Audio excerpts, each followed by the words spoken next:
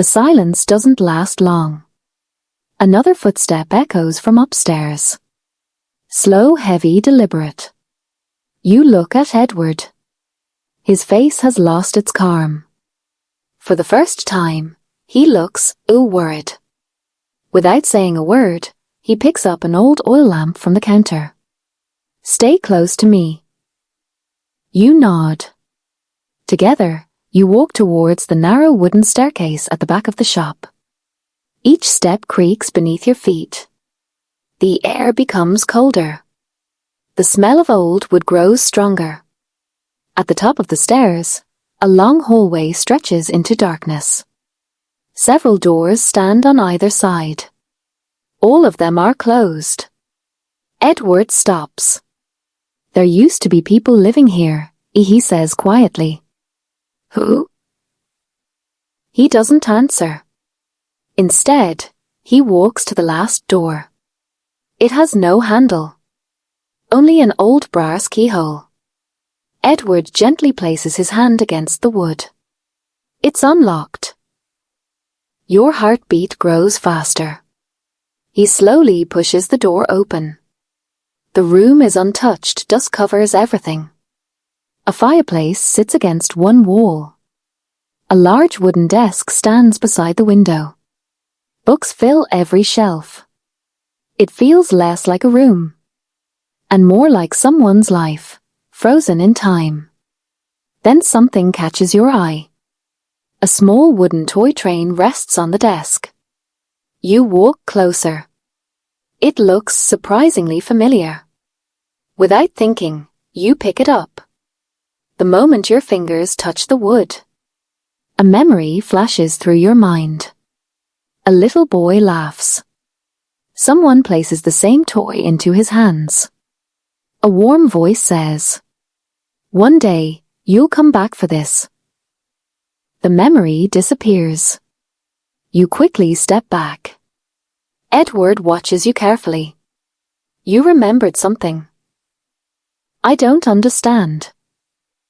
I've never seen this room before. Edward looks toward the window. I don't think that's true. Before you can ask another question, a knock echoes through the shop below. 3 slow knocks. Edward checks an old pocket watch. Right on time. Who is it? I believe you'll recognize the voice. You both walk downstairs. Another knock.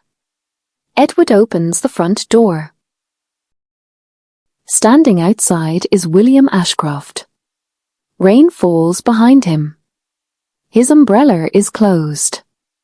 His expression is serious. I'm sorry to arrive without warning, he says. But we've run out of time. You stare at him. What does that mean? William steps inside and closes the door. He notices the journal in your hand. So, Edward finally showed it to you. Edward remains silent. William turns towards you. There are things Arthur wanted you to remember. Then tell me. I wish it were that simple. He reaches into his leather briefcase and removes an old black and white photograph. There are only 3 known copies of this picture. He hands it to you. You look closely. A young Arthur Blackwood stands outside the antique shop. Beside him, a small boy. Your breathing slows. The boy looks familiar. Very familiar. He has the same eyes. The same smile. The same birthmark on his left hand. Your hand begins to shake. That's... William nods. Yes. It's you. You stare at the photograph. Your mind refuses to believe it. I've never been here. William quietly replies. That's what someone wanted you to believe. The room falls silent. Edward walks to the window. He slowly pulls the curtain aside. Across the street, a man wearing a dark coat stands under a street lamp, watching the shop, watching all of you. The moment he realizes he's been seen, he turns and walks away. William immediately looks at Edward. They found him. Edward nods. So it begins. You look between them. Who is he? Neither of them answers. Instead, William places a small brass key into your hand. Unlike the first key, this one is smaller, older. A strange raven symbol is engraved on its head. What does this open? You ask. William takes a deep breath. Arthur told me to give you this. Only after you remembered. But I haven't remembered anything. William looks directly into your eyes. I think you have. He glances towards the old staircase. There's one room in this building that even Edward has never entered. You look at the tiny brass key, then back at the staircase. Why not? Edward finally speaks. Because only you can open it.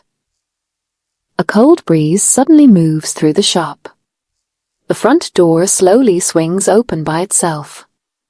No one is standing outside. Only the sound of rain fills the street. Then, a folded envelope slides across the wooden floor. It stops at your feet. No footsteps. No voice. No sign of who left it. You slowly pick it up. Your name is written on the front. In elegant handwriting. The same handwriting as Arthur's journal. With trembling hands, you open the envelope. Inside is a single sentence. Don't trust everyone inside the shop. You slowly raise your eyes. Edward is standing to your left. William is standing to your right. One of them already knows more than they're telling you. The question is, which one?